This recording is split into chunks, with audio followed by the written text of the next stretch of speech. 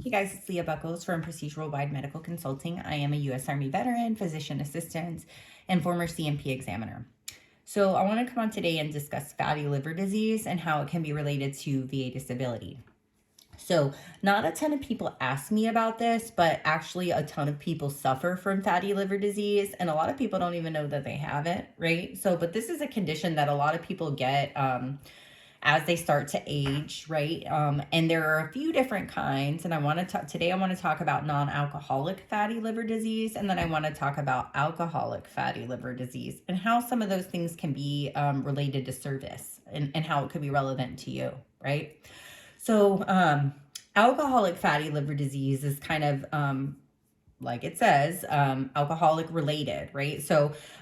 Usually it's due to heavy alcohol use, and there's some impairment in the liver cells, right? There can be some damage to the liver cells based on overconsumption and over time just causing some damage there, right? This can often be related to a veteran that maybe has a service-connected disability for PTSD with alcohol use disorder or something like that, right? So especially, if you have PTSD or depression or anxiety and then you just overuse substances, right? And maybe you're not service-connected for the alcohol part, there can still be a relationship there that we can show if you have developed alcoholic fatty liver disease, right? There are many veterans that are service-connected for it's combined with their mental health condition, right? So like PTSD with alcohol use disorder, right? Or substance abuse disorder. So that's can be even easier to show if you start to develop alcoholic fatty liver disease. That's kind of an easy connection to make, in my opinion, right? So if that's something that you have been suffering from or that you are diagnosed with and you have a mental health condition and alcohol use disorder, that's something you might want to take a look at, right? So the one I actually see more commonly in my role that I have as a medical expert assisting veterans with medical opinion letters is non-alcoholic fatty liver disease. So this condition I see a lot, and it's not usually related to alcohol use, right?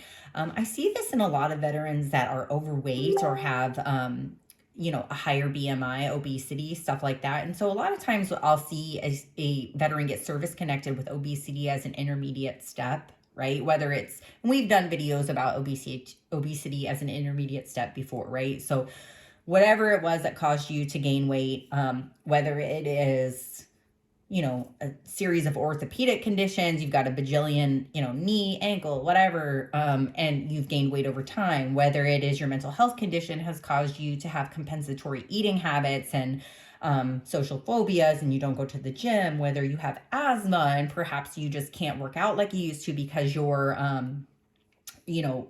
respiratory tolerance is just in the toilet, right? Whatever it is, if there's some obesity as an intermediate step, you can show that there's a relationship, right?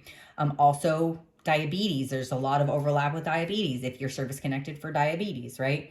So I'm going to just read off a couple of the pieces of literature that I use that you guys can go I'm not going to read the actual citations, but you guys can go look at these if you want to talk to your doctor about it or use it when you're thinking about filing for VA disability. So one is the Diagnosis and Management of Non-Alcoholic Fatty Liver Disease, Practice Guidance from the American Association for the Study of Liver Diseases, and that was published in 2017, in Hepatology, and it discusses other conditions like obesity, diabetes, hypertension, and other emerging conditions like sleep apnea, that are associated with the disorder, obesity and non-alcoholic fatty liver disease, biochemical, metabolic, and clinical implications. That was published in 2010 in Hepatology. That discusses a ton about obesity and how there's, really scientific stuff about how it can be related to some of these conditions, coronary heart disease, diabetes. So if you're service connected for some of those, that's a really good article. Another one, non-alcoholic fatty liver disease and type 2 diabetes, published in 2018 in the Indian Journal of Endocrinology and Metabolism. That's another one I use for people that have diabetes and they're trying to get a secondary service connection for fatty liver. One more I'll throw out there. So, non-alcoholic fatty liver disease and diabetes, two sides of the same coin. Rationale for gene-based personalized NAFLD treatment, right? So that was published in the Frontiers in Pharmacology in 2019. So that's another one I use, especially for those that have diabetes. Okay, so those are some good articles. You might want to rewind this video and just slow it down and write them down and go take a look at them, and those can be somewhat helpful. So we talked about fatty liver, we talked about non-alcoholic and alcoholic. Now let's talk about service connection for it, right? So you got to have three things. You got to have a current diagnosis, right? A current diagnosis, not 25 years ago. I mean, really, it's not probably going to improve, but let's make sure we have current documentation. You have to have an in-service event, injury, or illness that's related to the fatty liver disease. So maybe you got diagnosed on active duty. Maybe it's secondary to another condition like we talked about before. And then you have to have a medical link or a nexus that is showing how those are tied together, right? So we just talked about that. So how does the VA rate it, right? So it can be rated anywhere from 10 to 100%. This is all found online. You can look it up. There's a lot of good websites. You can look at the 38 Code of Federal Regulations. So 10% causing occasional fatigue, uneasiness, and anorexia, or if they're, I'm so sorry about my cough, y'all. Don't think I have cancer or anything. I had COVID a while back. I hate to tell my own business, but I had it a while back. It was very mild, and but my cough has just like, it, you know, it can persist for a while afterwards. So anyways, 10% is occasional fatigue, uneasiness, anorexia. If they're incapacitating episodes totaling 1 to 2 weeks in the past year that include symptoms like fatigue, uneasiness, nausea, vomiting, etc. 20% is significant fatigue, and then all the rest with 2 to 4 weeks in the past year that cause those symptoms of fatigue, uneasiness, nausea, vomiting. 40% is significant fatigue with anorexia, uneasiness, and weight loss and swelling in the liver. Or if there are incapacitating episodes totaling 4 to 6 weeks in the past year. 60% is going to be the criteria from 40%, and it's 6 weeks or more.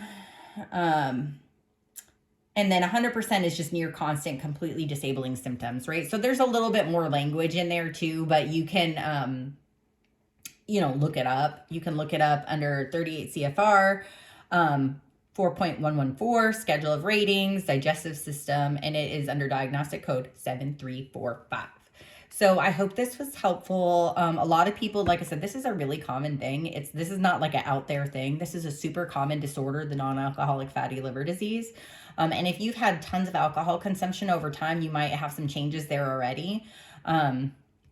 Usually we take a look at this when your liver enzymes are a little bit up. That starts us to look at that from the medical standpoint.